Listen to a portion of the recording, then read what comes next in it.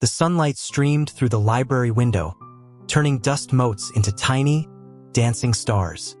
Zach had been staring at the same paragraph in his economics textbook for 20 minutes, the words blurring into nonsense.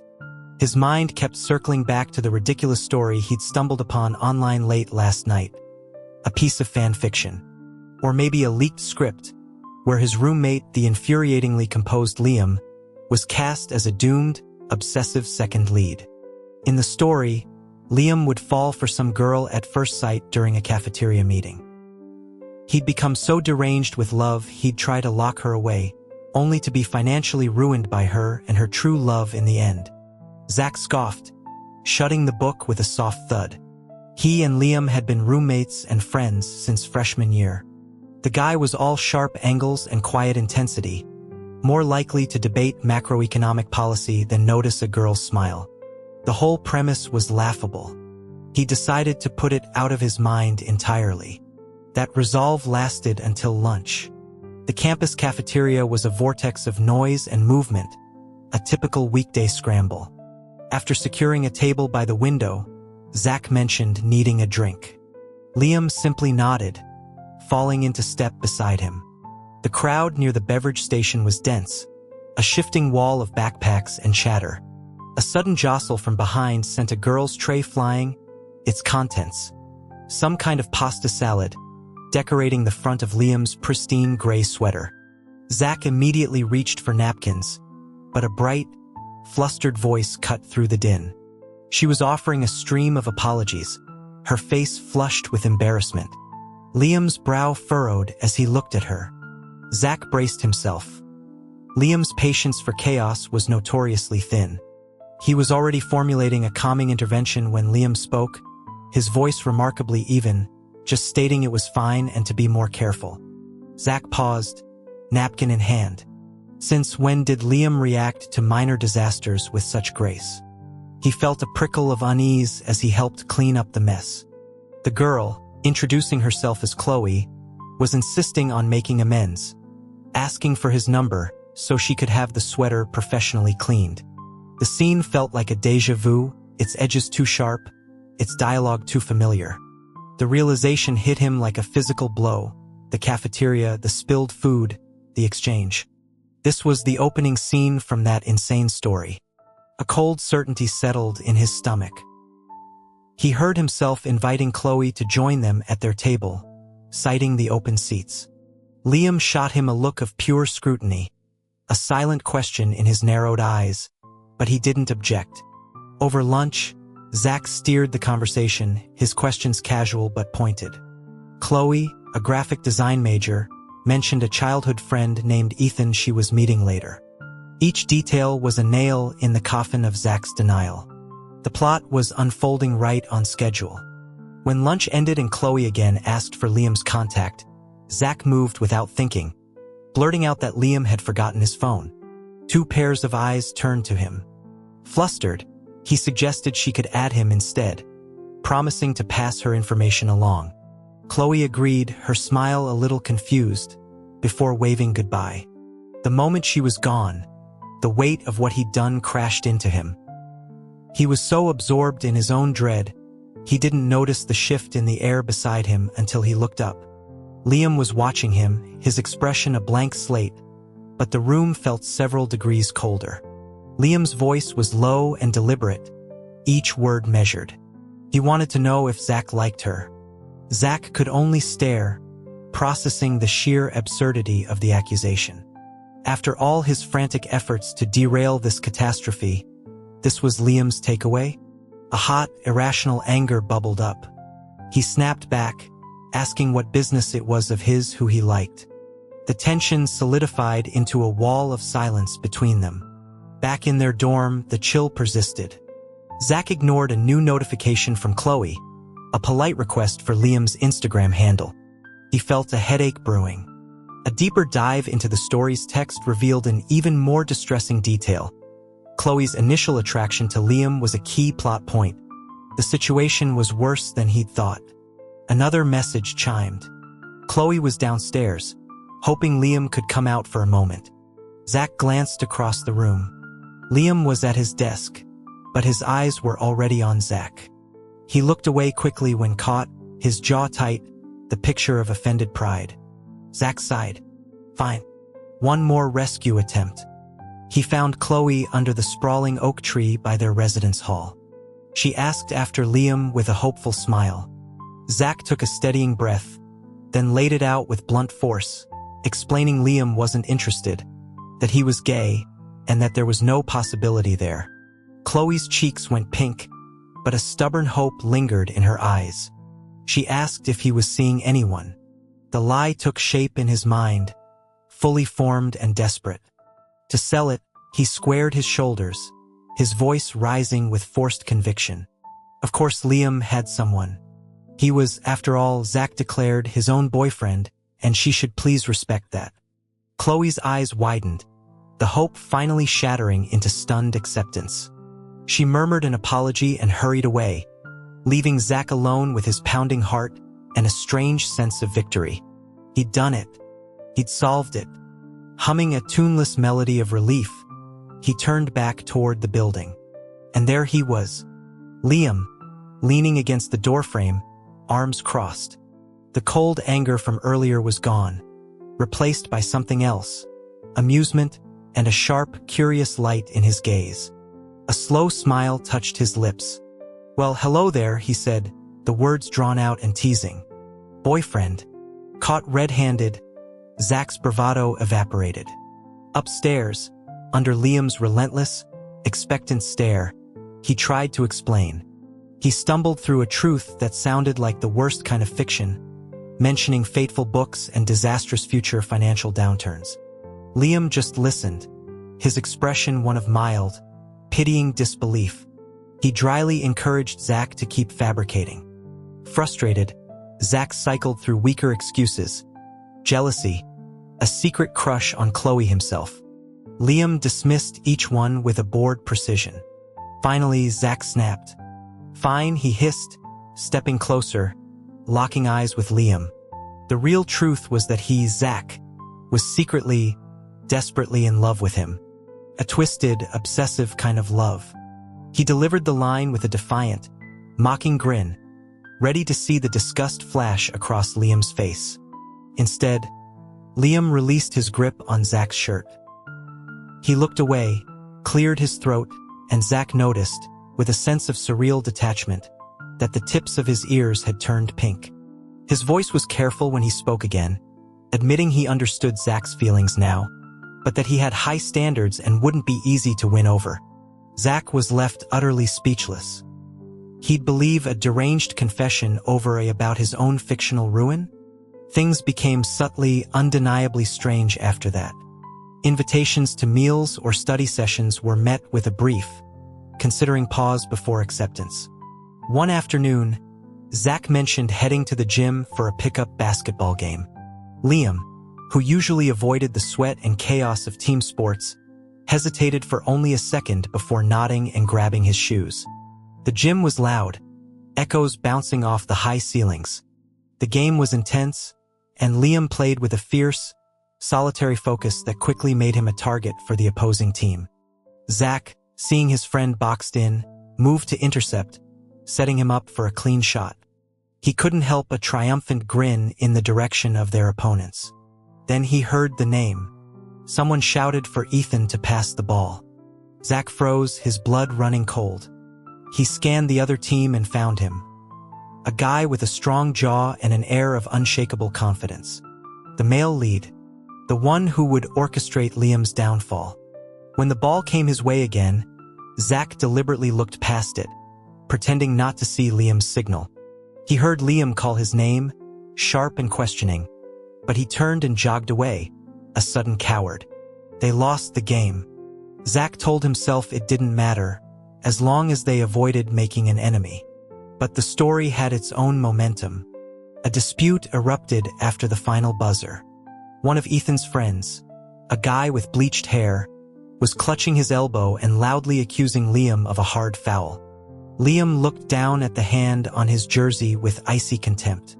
Ethan stepped forward, his tone leaving no room for argument, demanding an apology. Liam's refusal was a quiet challenge. Zach's mind screamed in panic.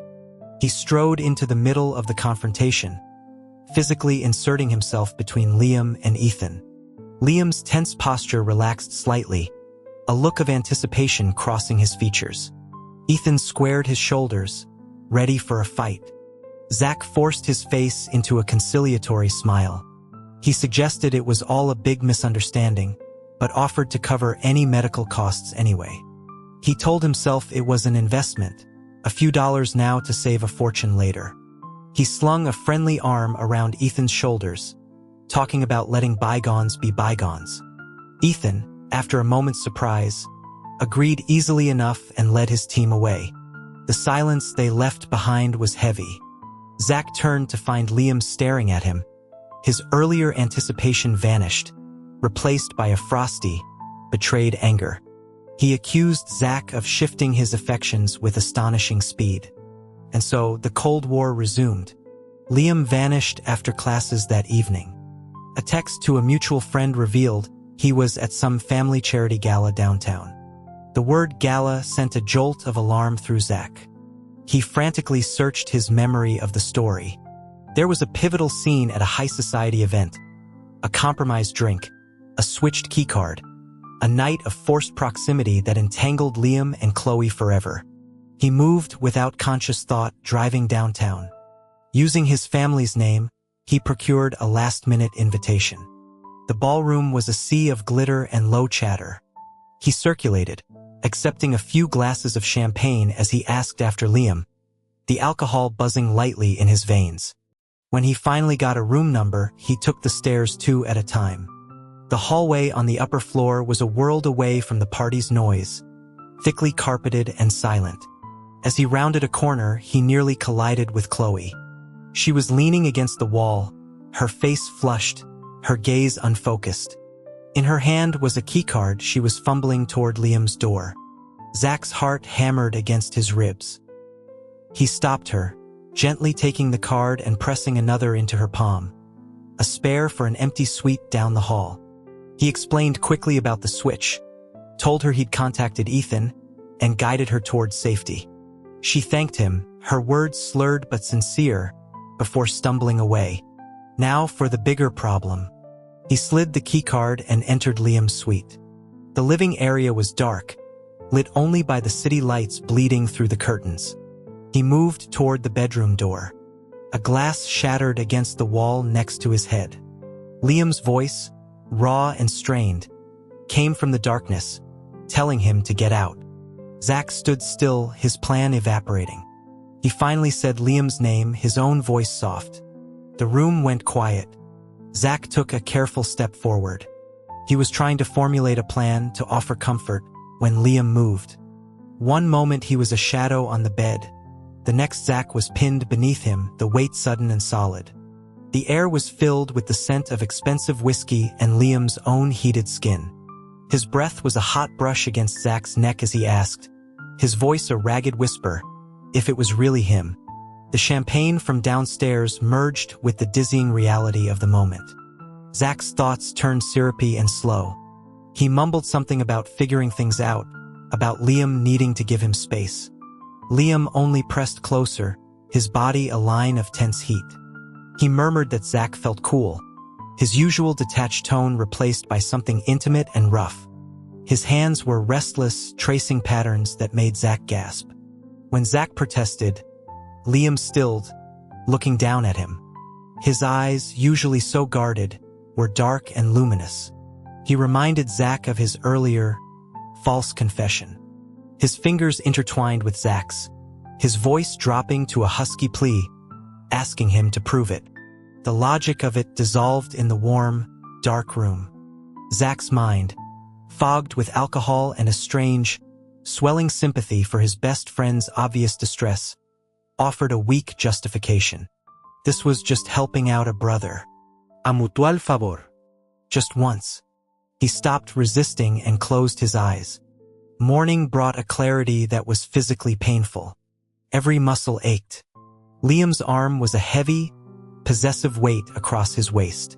Memories of the night replayed in stark, vivid detail. As Liam stirred, Zach knew he had to say something, to reset the broken calibration of their friendship. He began, haltingly, to define the night as an anomaly, a mistake born of unusual circumstances. He assured Liam they could go back to normal. Liam went very still. He asked Zach what he meant, his voice dangerously soft. Zach kept going, dressing quickly, using words like mutual assistance and bro code. Liam watched him, a cold, disbelieving anger settling on his features. He asked what last night was supposed to be. Then, before Zach could answer, the door to the suite burst open. A crowd of people with cameras poured in, led by a woman who began to loudly condemn Chloe for her scandalous behavior. She stopped dead at the sight of the two disheveled young men. The room plunged into a stunned silence. The woman stammered, demanded to know where Chloe was, and then fled. The reporters, initially disappointed, suddenly recognized them. The clicking of cameras became a frenzied storm. Zach could only stand there, thinking how absurdly intrusive it all was. The news broke by noon. The headlines were brutal and sensational. Zach worried for Liam, knowing his family's traditional reputation. 3 days later, Liam returned to the dorm. He looked solemn. He explained that his family valued accountability above all else. Therefore, he had to take responsibility. Zach immediately tried to absolve him. Liam looked pained. He implied the consequences at home would be severe if he didn't. He proposed a solution. They could pretend to be in a relationship, just for a while. He promised to maintain all appropriate boundaries. Once things died down, they could stage a peaceful breakup. He looked so earnest, so trapped by this invented familial duty. Zach felt a familiar, reluctant sense of obligation. He had, after all, played a part in this mess. One more performance couldn't hurt. He agreed. A small, genuine smile broke through Liam's solemn mask, transforming his face. The pretense began. They walked to class. When Zach went to sling an arm around Liam's shoulders as usual, Liam instead took his hand, murmuring that his family had people watching. They attended a lakeside fireworks display. At the ticket booth, the attendant offered a couple's discount. Liam confirmed they were together without missing a beat. They were given linked wristbands that glowed when near each other. The crowd was full of couples. As the sky erupted in color, Liam leaned close, his breath warm against Zach's ear. He asked almost casually if friends could kiss. Before Zach could process the question, Liam was kissing him. It was nothing like the desperate clash of the hotel. This was slow, deliberate, deeply persuasive. Zach's thoughts fragmented, leaving only the sensation of Liam's mouth and the clean, cedar scent of his cologne. He vaguely wondered just how many spies Liam's family employed. Back in their dorm, the charade started to feel less like an act. Zach sat trying to rationalize his own reactions when Liam emerged from the shower, a towel slung low on his hips, his torso bare. Zach's gaze caught on the defined lines of his abdomen, and a memory surfaced unbidden. That same skin sheened with sweat under moonlight. He felt his ears burn. Liam noticed, his damp fingers gently touching the flushed skin, asking if he was okay. Zach brushed him off, blaming the stuffy room. Liam then offered, out of the blue, to let Zach touch his stomach, referencing some old, half-joking request from when they first met. Swallowing his discomfort, Zach told himself this was normal between gym buddies. He reached out, his touch brief and businesslike. The skin was warm and firm under his fingertips.